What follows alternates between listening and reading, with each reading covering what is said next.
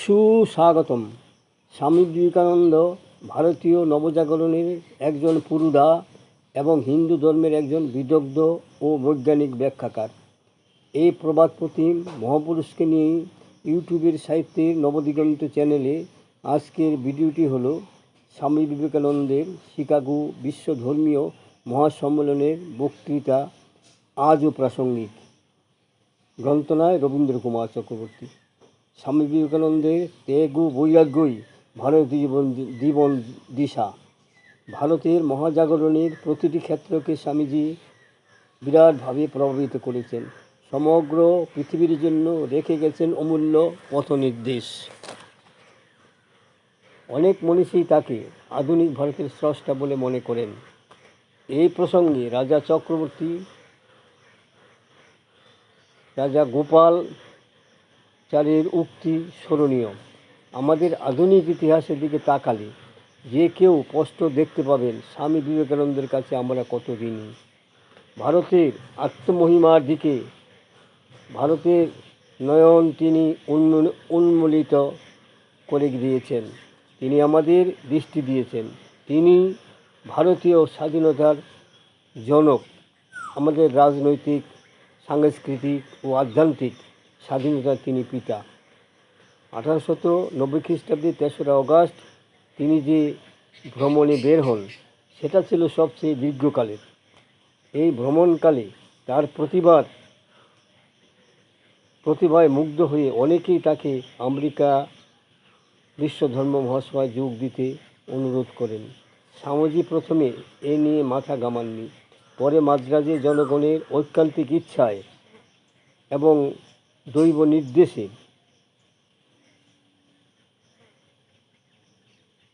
সূক্ষ্মদেহে শ্রীরামকৃষ্ণ তাকে পদনির্দেশ দিয়েছিলেন এবং তার চিঠির উত্তরে শ্রীমা সারদা দেবীও তাকে অনুমতি দিয়েছিলেন। আমেরিকায় যাওয়া স্থির করেন। স্বামীজি আমেরিকা শিকাগো শহরে গিয়েছিলেন ভারতের সাধারণ মানুষের প্রতিনিধি হয়ে এবং জনগণের অর্থ সাহায্যে। তিনি নিজে তাই চেয়েছিলেন, যদি একটা মায়ের ইচ্ছা হয় যে আমায় আমেরিকা যেতে হবে, তাহলে আমি সাধারণ মানুষের অর্থেই যাব, কারণ ভারতের সাধারণ মানুষের জন্যই আমি পাশ্চাত্য দেশে যাচ্ছি, সাধারণ এবং গরিব মানুষের জন্যে। উত্তর আমেরিকার এক প্রান্তীয় নগর শিকাগো। ভৌগোলিক দিক থেকে নগরটি মার্কিন যুক্তরাষ্ট্রের হ্রদ অঞ্চলের অন্যতম শহর, শিল্পকেন্দ্র, বন্দর। পঞ্চরথ, মিহিগান, সুপিরিয়র, হুরন, ইরি, অন্টারিও পলিমাটি সমৃদ্ধ, জলরাশি বিধৌত, সমৃদ্ধশালী প্রাকৃতিক সৌন্দর্যের অপরিবা মহিমা নিয়ে গঠিত এই শিকাগোই হল মার্কিন যুক্তরাষ্ট্রের অন্যতম শ্রেষ্ঠ অর্থনৈতিক অঞ্চল। অবস্থানগতভাবে গুরুত্ব অনুযায়ী শিকাগো হল মিশিগান হ্রদের তীরবর্তী এক সমৃদ্ধ নগর। এটি মার্কিন যুক্তরাষ্ট্রের তৃতীয় বৃহত্তম মহানগর, যা পৃথিবীর শ্রেষ্ঠ কসাইখানা ও বৃহৎ মাংস রপ্তানি কেন্দ্র। মাধ্যম জনবসতি এই জনপদ বন্দর শহর প্রথম তথা বিশ্ববাসীর কাছে অন্যতম ফোকাস কেন্দ্র হয়ে ওঠে 19 শতকের অন্তিম দশকে। 1893 সালের 11 সেপ্টেম্বর হইতে 27 সেপ্টেম্বর মোট 16 দিন ব্যাপী এক বিশ্বধর্ম মহাসভার বৃহৎ সম্মেলন অনুষ্ঠিত হয়েছিল এই হ্রদ শহরে। সেবারই প্রথম শিকাগো নাম্নী এক সাদামাটা জনপদ ইতিহাসের পাদপ্রদীপের আলোয় শিখা উজ্জ্বল হয়ে ওঠে। বিশ্ব দরবারে শিকাগোর মনীষী লালন ও ধর্ম বিষয়ক অনেক প্রশ্নের সমাধানকল্পে ধর্ম মহাসভার আয়োজন উদ্যোগ আপামর আমেরিকাবাসী ও বিশ্ব মানব সখার প্রাণী এতকালের অমীমাংসিত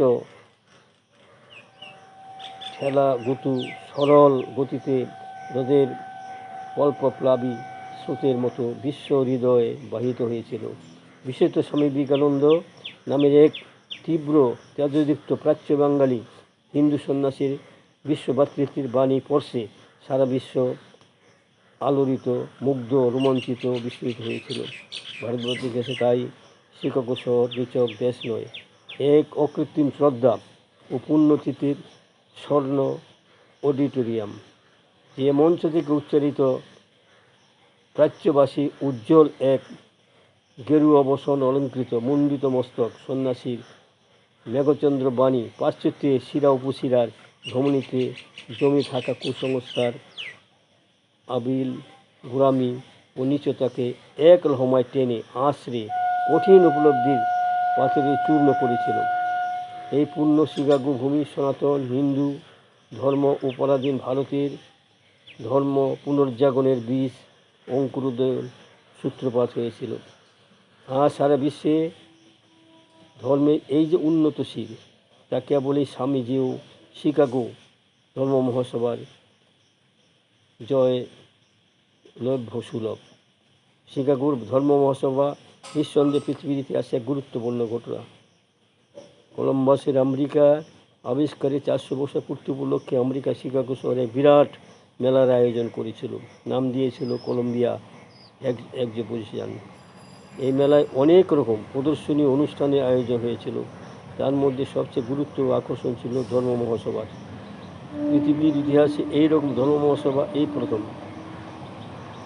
প্রথম পৃথিবীর প্রধান ধর্মগুলি এক মঞ্চে মিলিত হবে তাদের মধ্যে ভাবের আদান প্রদান করতে। তাই এই ধর্ম মহোৎসব কেন্দ্র করে আমেরিকা তথা বিশ্ব উৎসাহ উদ্দীপনা শেষ ছিল না।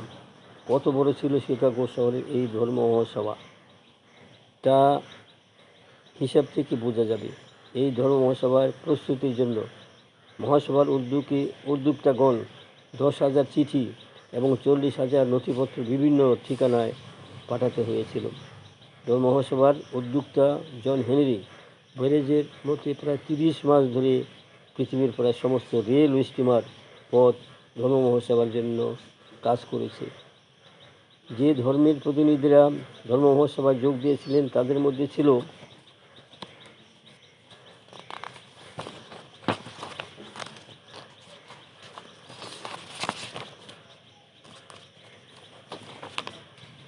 খ্রিস্ট ধর্ম ছাড়াও আরও 8টি ধর্ম: হিন্দু ধর্ম, বৌদ্ধ ধর্ম, কনফুসিয়াস ধর্ম, সিন্টু ধর্ম, ইসলাম ধর্ম, পারসিক ধর্ম, ইহুদি ধর্ম, তাও ধর্ম, গ্রিক চার্চ ও প্রটেস্ট্যান্ট ধর্ম এ প্রভৃতি। ধর্মমহাসভার জন্য স্থান নির্বাচন হয়ে শিকাগোর আর্ট ইনস্টিটিউটে। ধর্মমহাসভার অধিবেশনগুলির দুটি ভাগে ভাগ ছিল: মূল শাখা বিজ্ঞান শাখা। মূল শাখার অনুষ্ঠানগুলো হয়েছিল কলম্বাস হলে, যার আসন সংখ্যা ছিল 4,000। আর বিজ্ঞান শাখার অনুষ্ঠানগুলির জন্য নির্দিষ্ট ছিল ওয়াশিংটন হল। ধর্ম মহাসভার উদ্যোক্তারা ধর্ম মহাসভার উদ্দেশ্য হিসাবে 10টি বিষয়ের ঘোষণা করেছে। তার মধ্যে প্রধান বিষয়গুলি ছিল ঐতিহাসিক প্রতিনিধিদের এই সভায় একত্রিত করা, পৃথিবীর ইতিহাসে যে ঘটনা হবে প্রথম, বিভিন্ন ধর্মের কী কী সাধারণ সত্য রয়েছে তা দেখানো। 3, প্রতিটি ধর্ম খ্রিস্টান চার্চের বিভিন্ন শাখা যে সত্যগুলিকে তাদের বৈশিষ্ট্য বলে মনে করে সেগুলি নির্দিষ্ট করে দেখানো। 4, বিভিন্ন ধর্ম পরস্পর কীভাবে আলোকিত করতে পারে আলোচনা করা। শিক্ষা, দারিদ্র্য, ব্যবহারিক সমস্যা সমাধানের ক্ষেত্রে ধর্ম কোনো আলোকপাত করতে পারে কিনা তা দেখা। 6, বিভিন্ন জাতিগুলিকে অধিকতর সহজতে বাধা, যাতে পৃথিবীতে স্থায়ী শান্তির পথ সুগম হয়। 1893 সালে 11 সেপ্টেম্বর ধর্ম মহাসভা শুরু হলো ঠিক 10টায় আর্ট ইনস্টিটিউটের কলম্বাস হলে। সমবেত 10টি ধর্মের উদ্দেশ্যে 10টি ঘণ্টাধ্বনি হলো। এই 10টি ধর্ম হলো ইহুদি ধর্ম, মুসলমান ধর্ম, হিন্দু ধর্ম, বৌদ্ধ ধর্ম, তাও ধর্ম, কনফুসিয়াস ধর্ম, সিন্টু ধর্ম, পারসিক ধর্ম, ক্যাথলিক ধর্ম, গ্রিক ধর্ম এবং প্রটেস্ট্যান্ট ধর্ম। সেই বিরাট হল, তার অদ্ভুত জাঁকজমক, তার সামনে উপস্থিত হলো কয়েক হাজার শ্রোতা। তা দেখে স্বামীজির মতো মানুষও প্রথমে কিছুটা ঘাবড়ে গিয়েছিলেন।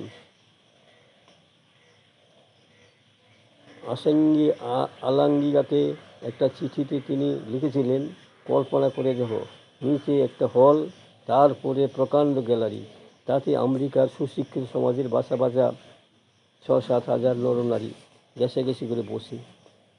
আর প্ল্যাটফর্মের উপরে পৃথিবীর সব জাতির পণ্ডিতদের সমাবেশ। এক একজন করে প্রতিনিধি সবার সামনে পরিচিত করে দেওয়া হলো। তারা গিয়ে কিছুক্ষণ কিছু বললেন। আমার বুক ধড়ফড় করেছিল, জিভ প্রায় শুকিয়ে এসেছিল। আমি এতদূর ঘাবড়ে গেছিলাম যে সকালবেলার অধিবেশনে বলতে সাহস পেলাম না। দ্বিতীয় অধিবেশনে 4 জনের বক্তৃতা স্বামীজি বক্তৃতা দিতে উঠলেন। দেবী সরস্বতীকে মনে মনে প্রণাম করে তিনি এগিয়ে চললেন মূল মঞ্চে। সেখানেই তিনি সম্বোধন করলেন, sister and brothers of America, আমেরিকাবাসী বোন ও ভাইয়েরা। সঙ্গে সঙ্গে কয়েক হাজার নরনারী হর্ষধ্বনিতে ফেটে পড়ল। 2 মিনিট ধরে তাদের করতালি চলল। করতালি থামলে স্বামীজি সংক্ষিপ্ত একটি ভাষণে বললেন, যার মর্মার্থ শ্রীরামকৃষ্ণের সেই যত পথ তত বাণী। কোনো নির্দিষ্ট ধর্মে জয়গান করলেন না স্বামীজি। সব ধর্মেই যে সমান সত্য, ভারতবর্ষের মানুষের সনাতন বিশ্বাসকে তিনি সকলের সামনে তুলে ধরলেন। সেই ভাষণে তিনি বললেন, আমি সেই ধর্মের অন্তর্ভুক্ত বলে গৌরব বোধ করি যে ধর্ম জগৎকে শিখিয়েছে সহিষ্ণুতা, সর্বজনীন সহিষ্ণুতার আদর্শ। আমরা শুধু সব ধর্মকে সহ্য করি না, সব ধর্মকে আমরা সত্য বলে বিশ্বাস করি। আমি সেই জাতির অন্তর্ভুক্ত বলে গর্ববোধ করি যে তার সব ধর্মের সব নিপীড়িত ও শরণার্থী মানুষকে আশ্রয় দিয়েছে। বিভিন্ন উৎস বিভিন্ন স্থানে, কিন্তু তারা সকলেই যেমন এক সমুদ্রে তাদের জলরাশি ঢেলে দেয়, তেমনি হে ভগবান নিজের রুচির বৈচিত্র্যের জন্য সরল জটিল নানা পথ ধরে যারা চলেছে তাদের সকলে একমাত্র লক্ষ্যস্থল তুমি। সাম্প্রদায়িকতা, গোঁড়ামি এবং ভয়াবহ ফলশ্রুতি, ধর্ম উন্মত্ততা বহুদিন ধরে এই সুন্দর পৃথিবীকে গ্রাস করে রেখেছে। জগৎকে তারা হিংসায় পরিপূর্ণ করেছে, মানুষের রক্ত সিক্ত করে দিয়েছে এবং জাতির পর জাতি এর ফলে হতাশায় নিমগ্ন হয়েছে। এই সমস্ত ভয়াবহ পিশাচ যদি না থাকতো, মানব সমাজ এখানকার দিনে অনেক বেশি উন্নত হতো, কিন্তু তাদের অন্তিম সময় উপস্থিত। সুতরাং আমি আন্তরিকভাবে আশা করি এই সম্মেলনে সসম্মানে আজ সকালে যে ঘণ্টাধ্বনি হলো তা যেন সমস্ত ধর্মোত্ততা, সমস্ত অত্যাচারীর মৃত্যু ঘণ্টা হয়। বক্তৃতা শেষ হওয়ার সঙ্গে সঙ্গে আবার হর্ষধ্বনি। ধর্ম মহাসভার উদ্দেশ্য আকাঙ্ক্ষার কথা তার মতো এমন স্পষ্টভাবে কেউ প্রকাশ করেনি। তাছাড়া তিনি যে বললেন, তার বাগ্মিতা শুনে সবাই হর্ষধ্বনি করলেন। সব ধর্মই যে সমান শ্রদ্ধার ও সত্য, যে শুধু বিশ্বাস করে বলেছেন তা নয়, তার চরিত্রের, স্বভাবের, জীবনের ও আচরণের বিষয় ছিল। তাই তার বক্তৃতায় আন্তরিকতা ফুটে উঠেছিল। তা জন্য বক্তৃতা ছিল না, সেই কারণে তিনি প্রথম আবির্ভাবে শ্রোতাদের হৃদয় জয় করতে পেরেছিলেন। বন্ধুগণ, আমার এই সংক্ষিপ্ত ভিডিওখানি এখানে শেষ হলো। যদি আপনাদের মনোনীত হয় সাবস্ক্রাইব, শেয়ার এবং লাইক করতে ভুলবেন না যেন। সুস্বাগতম।